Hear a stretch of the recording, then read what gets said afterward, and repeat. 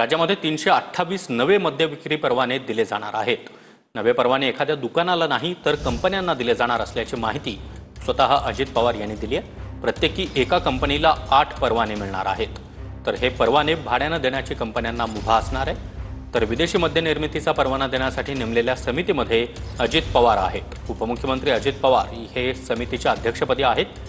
इतकंच नाही तर कॅपू व्हिटेज या मद्य निर्मितीच्या कंपनीच्या संचालकपदी अजित पवारांचे पुत्र जय पवार हे आहेत।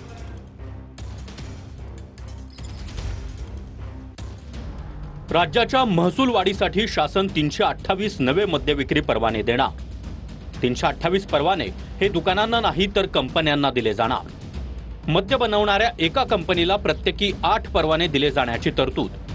राज्यात जुना मद्य विक्री परवाना विकत घेण्यासाठी 10 कोटी मोजावे लागतात। आता नवीन परवाना घेण्यासाठी कंपन्यांना शासनाकडे फक्त 1 कोटी रुपये जमा करावे लागणार। मद्य विक्री कंपन्यांनी भरलेली 1 कोटींची रक्कम विना परतावा असेल।